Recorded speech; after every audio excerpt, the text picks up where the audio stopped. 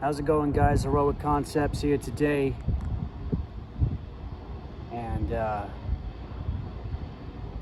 it's just one of those days, man. It's been a year since I've been saved, and it's just been an emotional day. It's weird, just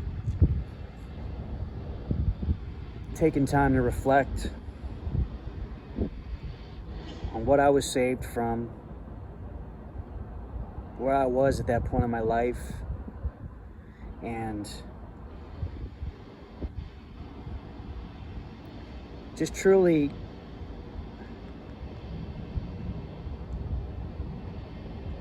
really thinking about what the good life is, you know? I know in America we got this idea of the good life being this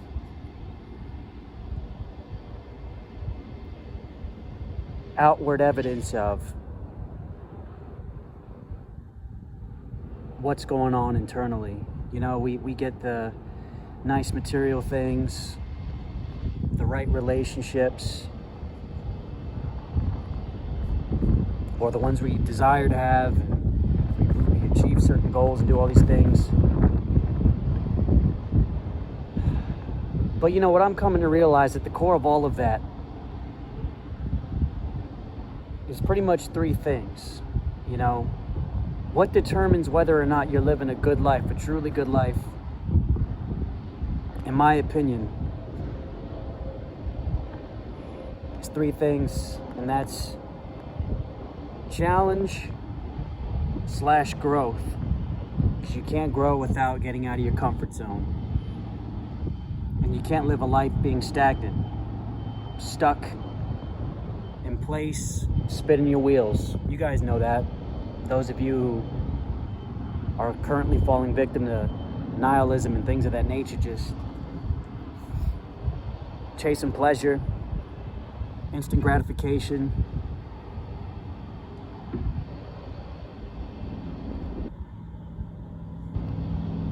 The second part of that is obviously purpose. Why are you challenging yourself?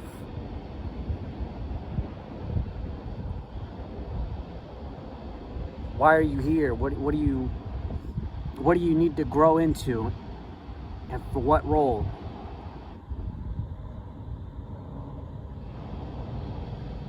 None of us, whatever you believe, no one wants to believe we live a purposeless life, that all of this means nothing. We're just here for 70-something years and that's it. And maybe we leave some stuff behind, maybe we leave an impression on the world, leave a legacy behind, but that's pretty much the best you can hope for.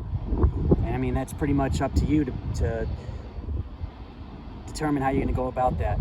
Everybody's different, unique gifts, strengths, weaknesses. But you know, the third part of living the truly good life is community. Because no matter how introverted you might think you are, everybody has social needs. We all do. We all need friends, we need family. More importantly, family. A sense of that, whether that's biological or just really close friends you've met in the world, and romantic relationships, things of that nature, but also just a sense of belonging, and also to help fuel those other two things, your growth and your purpose. Because you can't have a purpose if it's all about you. Others have to be involved. Having a purpose means pretty much, no matter how you look at it, it's you providing value to the world, you essentially serving others in some way, shape, or form. And you can't grow if your only way to gauge whether you're making progress or not is by you using your own mind and your own thoughts, feelings and all that. Because as you guys know, even those of you who are intellectually gifted, really smart people, you're bright, but two sets of eyes are better than one, right? You need wise counsel. you got a lot of blind spots, man, and you're never going to see them until someone points them out. But that requires you to be vulnerable, to allow others to speak into your life, to talk about those things you're struggling with internally, and to even have that release. It's not about getting the answer sometimes. Sometimes it's just knowing you're within a safe environment for growth. Not a safe space where you just share feelings, but a safe space for growth where you share feelings and solutions. The good life is having all three of those things, man. And this past year, especially a year ago on this day, I was already in the church kind of figuring out, I realized I was struggling to wrap my head around the whole concept of having a relationship with God,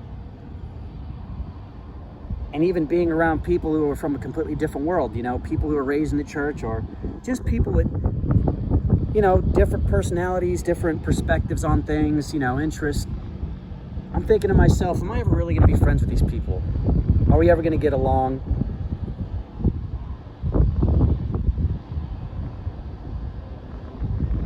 But the only thing I could do in that moment, especially while I was going through that experience, is just choose to be vulnerable, to be honest, and to be unapologetically honest. And I've learned with time, sometimes there's a time and place to tell people, to tell the truth and say certain things. And I'm learning that it's not compromising the truth. Just sometimes people need to be comforted, not necessarily beat over the head with the solution. Sometimes they're not ready for the solution. Sometimes they still got to grieve a little bit. Still got some trauma that they just need some emotional support to kind of get through that situation, man. So anyway, it took me being open to a whole new experience to realize,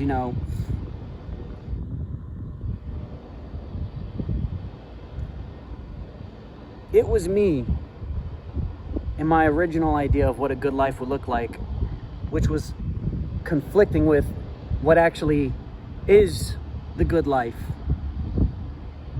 And I know, again, people judge the good life, like I said in the beginning, by external evidence, what they see, what they can see.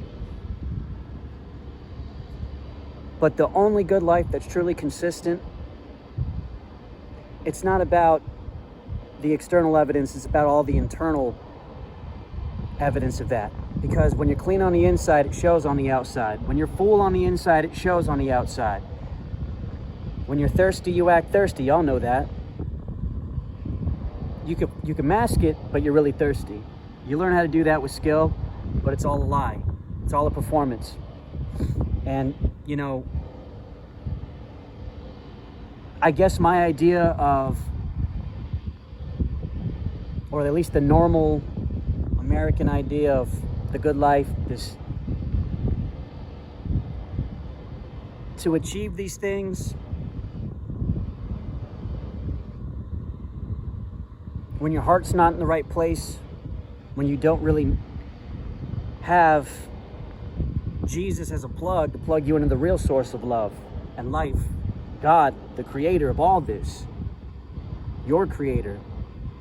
You just move through this world motivated by your own selfish desires and your own selfish ambition and your own selfish drive to make things happen. And sometimes, I used to say this a lot on the channel, maybe a few times, not a lot, but just sometimes I would say being selfish isn't a bad thing if it's done for the right reasons. But you see, the problem is when you're functioning from a place of selfishness, your relationships will eventually suffer because you're putting expectations on others, like I used to do. If you didn't live up to my expectations, you're just not worthy. You can't hang. We can't be friends. You can't be my girlfriend. We can't even be biological brothers and sisters, or you just can't be my dad. I would just cut people off, man. And I think it was a way to protect myself, but it's also just a part of my natural nature, man. It's a part of yours too. Just, it manifests differently on the outside. But I was miserable. Always filled with anxiety of, that feeling of, I'm only feeling good because I'm doing good right now. And I better keep doing good. I better keep filling this bucket with water, even though it's got a hole in the bottom. This internal bucket. Just keep pouring into myself over and over and over again, this never-ending cycle. But it's all a distraction from the fact that all of this, man, this whole thing is all vanity, man. It's a lie. You know, a lot of people go, bro, it's kind of weird that you're a Christian. I think it's weird that you worship a God, you pray, you know, you listen to this. I ain't gonna lie to you, man, I wasn't really a big fan of gospel music at first, but it's different, man. It's not something that it's a different experience. Your spirit bears witness to the music, man. You know, I don't know if that makes sense, and it probably doesn't. Maybe you got to be a believer to understand, to be regenerated.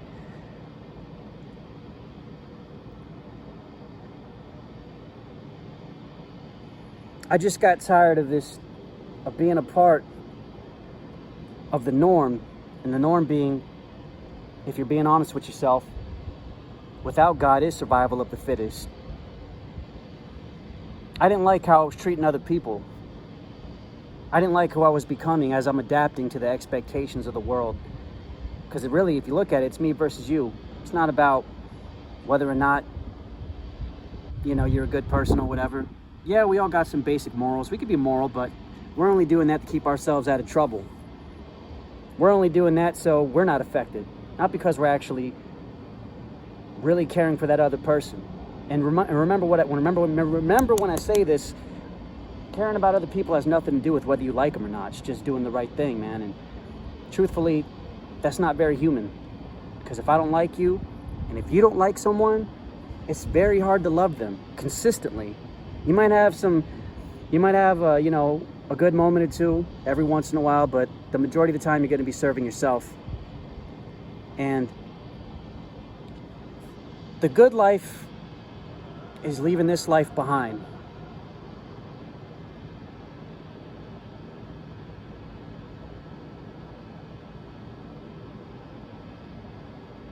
The good life is surrendering your life to the Creator who created you and knows you better than you know yourself, knows where you're going to be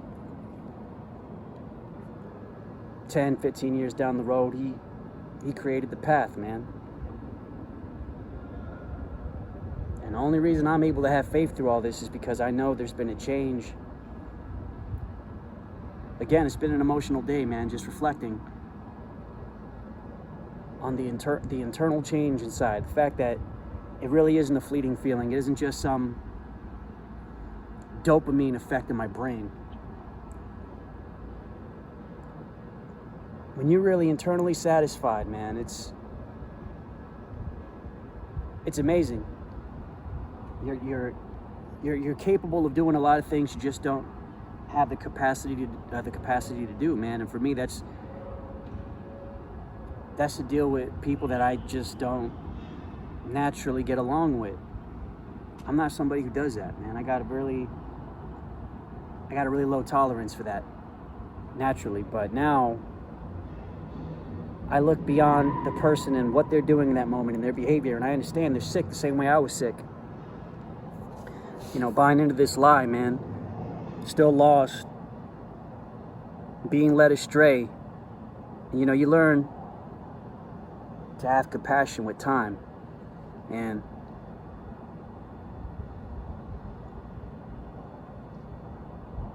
when you're filled with love and you're pouring into others, man, that's the way it's really supposed to be. That's the truth, man. And the thing is, it's not some hippy-dippy message. Because it ain't just a feeling. It's an internal knowing. An internal knowing wrapped around an absolute truth. And I know a lot of y'all out there were like me, skeptic. You know, you see a book, you think you're reading God into your mind. Your mind kind of...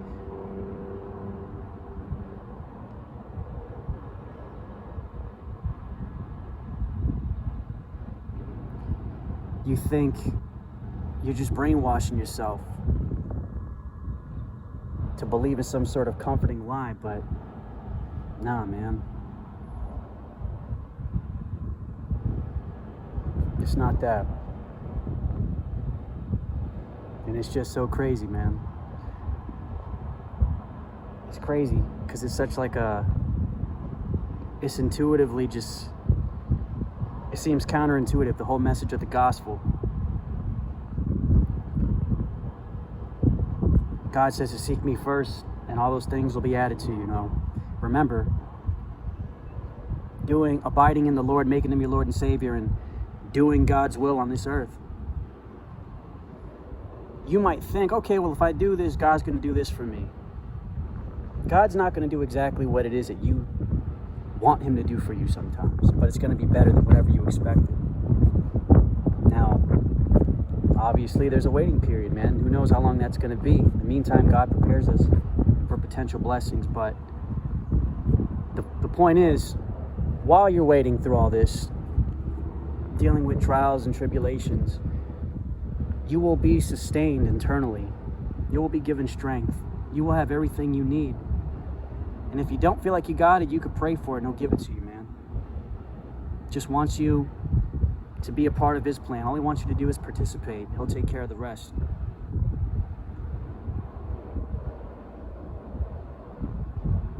And I'd be lying to you if I said I completely understand how all this works, because I don't. I don't get it, man, but I know it's real. And I love you guys too much to, censor myself out of fear of offending some people or turning some people away. I said I didn't want to be preachy, but the Spirit wants me to say certain things, man, and I just can't. If I can't say I'm loving you, but concealing the truth from y'all. And I know, like, yo, you're getting weird, bro. You got the beard now. I'm like, look, man, I'll be honest with you. It's just a quarantine beard, but just said, whatever. I don't got to be going out seeing any church sisters anyway, so I'm just going to let it get a little raggedy. But anyway, yeah, I know, man. Trust me, I understand how this looks from the outside looking in for some of y'all, but this ain't no dead religion. This ain't no, don't get me wrong, some practical use to religion, but it's not just that, bro. There's got to be something that happens. It's got to be that supernatural encounter with the Lord, man, when you're instantly filled with his love, which as a byproduct of that heals us of a lot of addictions, man. A lot of y'all struggle with pornography. The Lord could take that away. As long as you humble yourself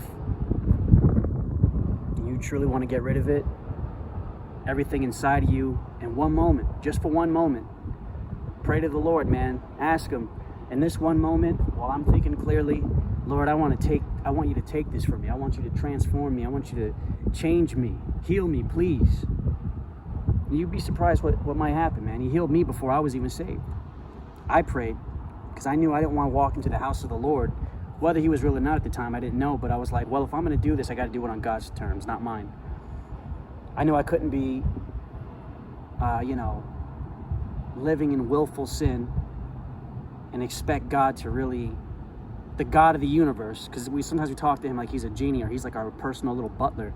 No, this is the man. Beyond that, this is just the creator of all this. You got to humble yourself, man. Come correctly or don't come at all. It's the thing, man. Make your path straight for the Lord. Make your heart straight.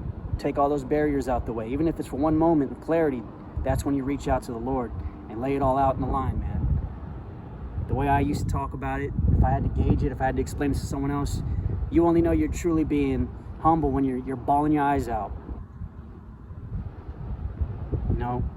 Even a lot of y'all probably see me, oh man, you look like a pretty stoic guy with a stoic attitude. Listen, I cry like a girl in front of the Lord. I humble myself to that point. I say things I would never say to other people. And I mean, now I will, but at the time, it took everything in me, man. It was embarrassing for me to put my pride aside. But you know what? That's what the Lord wants. To humble yourself like a child, man. Come to the Lord. Accept him as your father. Be a child of God, man. Don't be a fool playing around in this world looking for love from people who only can love you conditionally. It's a sick world, bro, and you're sick right now too, the same way I was. And I don't want to say that like I'm judging y'all with condemnation. I'm just telling you the truth, man.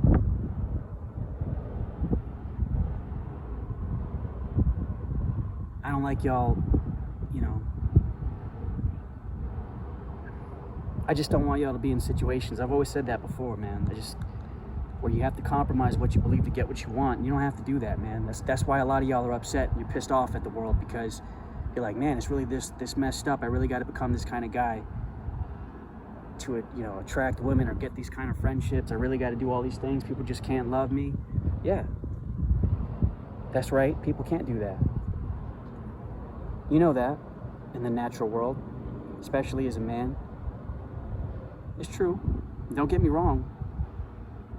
It's not exactly the opposite of the truth when you're in the church, but the difference is when you belong to the Lord, when you belong to Jesus, you can't stay stuck on stupid, man. He builds you up. He teaches you how to fish just like he taught Peter.